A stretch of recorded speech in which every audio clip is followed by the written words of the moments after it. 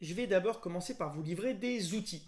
Parce que développer sa vision stratégique, c'est une chose très concrète, c'est une activité, c'est un sport.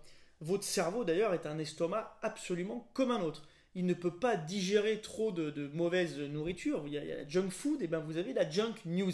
Et il vous récompense aussi lorsque vous arrivez à le fatiguer le moins possible en vous apportant encore plus de capacité cognitive, encore plus d'intelligence. Donc la toute première étape pour lutter contre la fatigue informationnelle, pour améliorer sa vision stratégique, c'est de sélectionner les meilleures sources d'information. Pas les meilleures dans l'absolu, non, les meilleures pour vous et seulement pour vous. Ces sources, évidemment, elles ne se limitent pas aux médias, loin s'en faut, mais il faut quand même se rappeler que c'est leur mission, celle des journalistes, de nous informer, de créer des informations, de nous communiquer des faits ou des analyses, des idées parfois.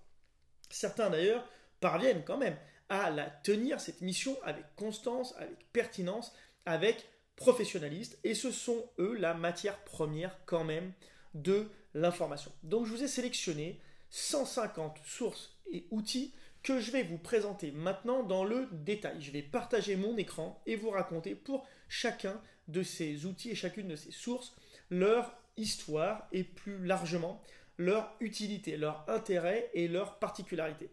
Évidemment, il faut bien comprendre que ce ne sont pas ces 150 sources et outils les seuls dont vous avez besoin. Et d'ailleurs que vous n'avez pas besoin de tous ces médias, de tous ces outils. Parce que c'est une liste de sources qui est personnelle et que j'ai essayé de construire pour vous ouvrir le champ. Par exemple, je ne vais pas vous présenter les médias les plus connus. Je peux vous présenter Le Monde, Le Figaro, TF1. Mais ce qui est important, c'est de comprendre que la liste de la curation, celui que vous allez créer, elle va avoir trait à vos centres d'intérêt. Et pas seulement à vos centres d'intérêt professionnels. Et d'ailleurs, elle ne peut fonctionner qu'à la condition que la ligne éditoriale, l'expérience utilisateur et le rythme de publication de ces sources, de ces médias, conviennent à votre modèle de fonctionnement, à votre mode de pensée, à vos habitudes quotidiennes, au moment même concret où vous pouvez lire, où vous pouvez vous renseigner, au nombre de minutes, de moments de qualité, d'attention que vous allez avoir, et aussi à votre capacité à digérer de l'information. Quand je dis de l'information, ça va d'une news, d'une alerte qui gicle comme ça sur votre téléphone dans une notification, à un dossier de fond, un livre, un film, quelque chose qui va aller creuser en densité un sujet. Mais je suis quand même certain que vous allez découvrir, ou peut-être même redécouvrir, plein de sources pertinentes, même des outils efficaces, et avec l'état d'esprit qui convient, c'est-à-dire celui d'un entrepreneur-chercheur, vous allez pouvoir vous appuyer sur ces pistes, sur ces idées, pour chercher vous-même, dans l'immensité de l'offre d'informations, qui s'enrichit d'ailleurs chaque jour, les newsletters, les outils, les médias, de référence, qu'on appelle les médias mainstream, et aussi les médias de niche, les médias plus spécialisés, qui soient français ou francophones, qui soient étrangers, et d'ailleurs, j'ai même envie de vous dire, qu'ils soient, entre guillemets, atlantistes, ou au contraire non alignés, il va falloir que vous alliez composer ce subtil mélange, ce mix, qui va vous permettre d'avoir une information de première main, qui soit assez réactive, assez originale et assez développée, assez profonde, pour vous permettre de répondre au quotidien aux trois dimensions, il y en a même d'autres, mais d'une bonne information. Et d'ailleurs, si on doit rentrer dans le détail, c'est comme cela que j'ai choisi de trier, d'organiser cette partie pratique de cette formation. J'ai pris plusieurs catégories qui vont justement correspondre à peu près aux sous-catégories, aux sous-branches de ces trois dimensions. C'est-à-dire une information de première main qui soit réactive, donc originale et développée. Et pour ça, d'abord, on va s'occuper des informations de première main. Ceux qui vous offrent, qui vous garantissent la plus grande réactivité sur les événements qui font le monde, qui font l'actualité, que ce soit l'actualité économique ou l'actualité générale, l'actualité politique et sociale. D'abord à travers les agences de presse, parce que les agences de presse fournissent la majorité en fait des contenus qui circulent sur les autres médias et même sur les réseaux sociaux d'ailleurs. Et donc je vais vous présenter l'AFP, Reuters, l'AGFI Dow Jones et des outils de prévision, comme l'agenda prévisionnel de l'AFP Agenda et sa plateforme de communiqué de presse vérifié. Parce que c'est aussi un autre sujet important pour vous, c'est de comprendre la fabrique de l'information. Comment travaillent les journalistes pour vous transmettre et vous communiquer des informations. Et cette plateforme s'appelle Media Connect. Mais la majorité des contenus, comme je vous le disais aujourd'hui, que vous lisez dans les médias, surtout dans les grands médias, dans les médias mainstream, en fait, proviennent déjà de ces sources-là. Donc si vous avez un accès direct, et on verra ensuite avec quels outils, cet accès direct, vous allez pouvoir le segmenter, le sélectionner, créer vous-même vos propres alertes très fines, le plus finement possible, eh bien vous allez avoir un accès à la matière première de votre alimentation. Et grâce à ça, vous allez pouvoir vous éviter l'extraordinaire niveau de réplication, de copie en fait de l'information. Vous imaginez quand vous recevez 15 fois la même alerte, mais votre cerveau déconnecte, votre cerveau a du mal à revenir dans le présent. Et donc il est très important de comprendre comment fonctionnent les fils de ces dépêches si vous voulez mieux appréhender à la fois le travail des journalistes, mais pas seulement, le travail de tous les producteurs de contenu qui vont ensuite se baser sur ce travail finalement de quelques journalistes au départ, de quelques correspondants basés dans le monde entier pour vous informer, pour se battre votre temps de cerveau disponible. Ensuite, je vais vous parler plus précisément des daily briefs. Les daily briefs, vous savez, c'est ce qui sert aux décideurs, les grands patrons, les hommes d'État, pour avoir dans un format, dans un support condensé, l'ensemble des informations qui doivent être portées à leur connaissance. Alors, il y a des services professionnels. Vous connaissez, j'imagine, certaines lettres confidentielles. Il y a aussi des services d'analyse sectorielle, d'analyse économique ou d'analyse de risque, plus politique, géopolitique. Je vais vous présenter Oxford Analytica, mais je vais aussi vous parler de Van Square, de la lettre de l'opinion, de la lettre A, et aussi de newsletters plus fines, plus précises, plus pertinentes, qui ont un but et qui parlent à une communauté. Je pense à Magma, à Brief.me et à ses variantes sur l'économie ou sur les sciences. Je pense à Euro-Intelligence, je pense à The Marginalian, qui est une newsletter de sérendipité en fait. Je pense à Time to Sign Off ou à Gotham City, la lettre d'information du crime économique. Et puis, je pense aussi à des services et à des kiosques. Par exemple, Informed, Artifact, The Syllabus, Joyce, Kessel et Caféine, qui doivent vous permettre d'avoir accès à une curation déjà effectuée par des journalistes ou par des producteurs de contenu. C'est-à-dire un premier filtre à la fois qualitatif et en même temps, je dirais, affinitaire, parce que ce sont sur vos sujets où sont une personne, une personnalité, un journaliste, un expert que vous reconnaissez comme légitime à vous informer, à vous aider à ne plus être exposé à une multitude, à un océan, à un tsunami d'informations.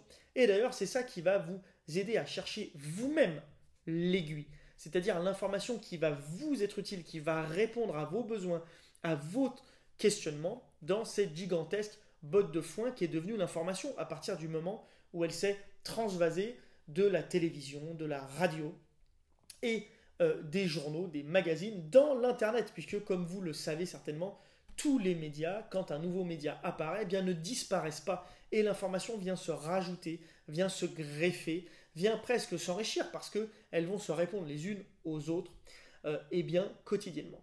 Ce que je vais vous montrer aussi, c'est des outils qui doivent vous permettre de créer votre propre curation, c'est-à-dire votre propre média, un média qui va vous envoyer, qui va sélectionner et vous envoyer des alertes, des mises en avant. Ces médias, ces outils, c'est InnoReader, Flint et Mansion. Une autre catégorie, elle va regrouper les médias spécialisés. C'est-à-dire ceux qui vont vous permettre, par leur prisme particulier, que ce soit leur focus sur un sujet, sur une matière, sur un domaine, on va dire, ou même plus largement sur un milieu de prédilection, ou alors parce que leur prisme, c'est leur point de vue, c'est leur idéologie, c'est qu'ils ont une ligne éditoriale tranchée et originale, différente, différenciante. Et je pense que c'est important parce que d'expérience qui va vous aider à avoir la vision la plus pertinente, mais aussi la plus large, la plus puissante, c'est de vous confronter. De vous confronter évidemment à votre marché, à votre compétition, à vos parties prenantes, mais aussi de vous confronter à d'autres opinions, à d'autres vies que la vôtre. Et d'ailleurs, pour suivre l'actualité du monde, c'est presque une obligation, j'ai envie de dire, mais aussi et surtout pour suivre l'actualité des idées, du développement du monde des idées. Ces médias, eh bien, ils vont produire une information qui, la plupart du temps, ne passe pas le mur du son. C'est-à-dire qu'en fait, ces informations ne sont pas reprises dans les médias mainstream, ne sont pas partagées massivement sur les réseaux sociaux.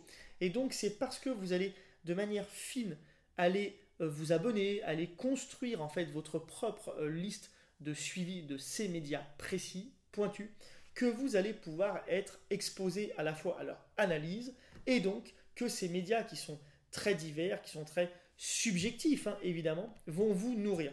Alors, puisqu'ils sont subjectifs, vous allez me dire, oui, mais c'est ton choix. En effet, ce sont mes choix. Mais au final, selon vos opinions, selon vos centres d'intérêt, je suis sûr que vous allez quand même trouver matière à réfléchir, vous allez trouver chaussures à votre pied, et vous allez ensuite pouvoir affiner votre sélection et en trouver finalement par en fait une recherche, plein d'autres. Je vais vous présenter dans cette catégorie, par exemple, Acteur Public, qui est le média des fonctionnaires en France. La revue Conflit, Le Monde Diplomatique, bien sûr. La partie Infoguerre, qui est en fait une partie du site de l'école de guerre économique où vous retrouvez des analyses de ses élèves, de ses professeurs. Je vais aussi vous présenter une plateforme. C'est la plateforme de débat politique américaine de Young Turks, qui s'appuie sur de la vidéo pour en fait faire débattre différentes positions d'énonciation à l'intérieur d'un spectre qu'est le Parti démocrate et plutôt la jeune garde du Parti démocrate. Je vais vous présenter un média qui est écrit par des universitaires qui s'appelle The Conversation et je vais vous présenter des médias qui là pour le coup ont pignon sur rue mais ont un public, une ligne précise. Je pense à Alter Echo, Alternative économique, je pense au Bondi Blog, à Good qui a fait le choix de traiter pour ses rubriques en fait les grands ODD, les grands objectifs de développement durable de l'ONU. Je pense à la revue Futurible, au site Les Jours, à Pour l'Écho, à POC Média, qui est un média spécialisé dans le transfert de technologies, d'innovation entre la recherche publique et la recherche privée. Je pense à Reporter, à Socialter, à la revue Esprit et à Uzbek et Rika. Et j'ai aussi rassemblé pour vous tous les médias d'information politique et d'information économique entre eux. Pourquoi ? Parce que c'est un prisme quand même particulier. C'est une large partie d'ailleurs, j'imagine, de votre information. Et surtout, c'est une information qui est quand même contenue dans une forme de décodage. Il faut avoir la grille de lecture, il faut connaître l'idéologie et l'histoire d'ailleurs souvent de ces médias pour en tirer le meilleur profit.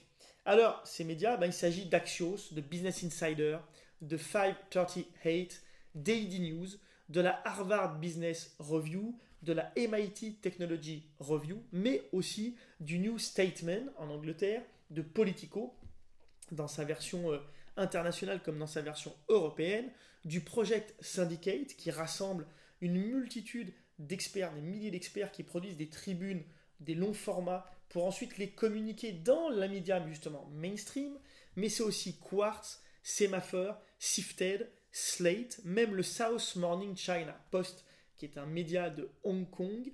C'est aussi TechCrunch, The Verge, TechEU, Vox, Wired, et en français, des médias d'information économique ou, je dirais, un petit peu plus généralistes, mais qui ont un prisme quand même économique. C'est donc, en l'occurrence, Business AM, French Web, l'ADN, La Tribune, L'Informé, Les Échos, Madines ou Numérama. Pourquoi je prends ce spectre?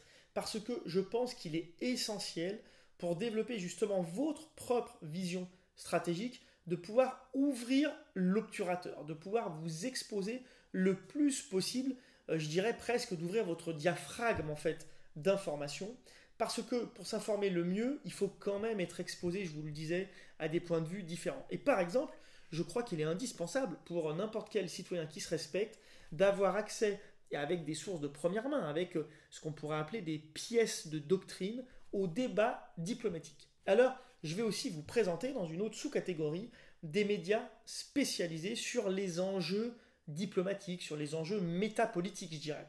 Alors, c'est par exemple Foreign Affairs, Le Grand Continent, Middle East Eye, Le Vent se lève, Toute l'Europe, Vox Europe, les magazines américains Jacobin et The Catalyst. C'est aussi Foreign Policy ou encore Jeune Afrique et sa variante lettre confidentielle qui s'appelle Jeune Afrique Business Plus. Parce que il est, je crois en tout cas, indispensable parfois de creuser plus dans le détail et notamment de creuser des chiffres, de creuser une réalité économique, de creuser des marchés et surtout d'autres marchés, pas seulement le marché français ou pas seulement le marché qui vous concerne. Et pour cela, vous allez avoir besoin, un peu comme un chercheur, comme un journaliste, comme un artiste, comme un analyste, de créer des bibliographies sur un sujet ou sur une obsession, je dirais.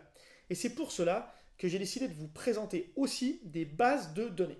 Alors d'abord, des bases de données d'articles de presse ou de contenus comme Factiva, Europress, mais aussi Google Actualité, que quasiment le monde entier utilise. J'ai aussi choisi pour vous des bases de données, je dirais, d'articles scientifiques, parfois même de thèses d'ailleurs, hein, parce que je crois que c'est indispensable de comprendre aussi comment se fait le chemin de l'information, et le chemin d'ailleurs économique, hein, entre les chercheurs et in fine les médias, parce que ça fait partie, en fait, les articles scientifiques, des choses les plus manipulées dans l'information et notamment dans la désinformation. Alors je vais vous présenter les bases de données de Nature, de Google Scholar, de Lancet, mais aussi Science Ouverte, le site de HAL, thèse.fr, Kern et SSRN, qui sont les principales bases de données d'articles scientifiques. Et je vais aussi vous présenter des bibliothèques de livres open source, accessibles en ligne à tous, comme Wikisource, celle du CNUM, la Library Genesis, le Project Gutenberg, et aussi la Bibliothèque nationale de France en ligne qui s'appelle Gallica, ou encore Open Edition.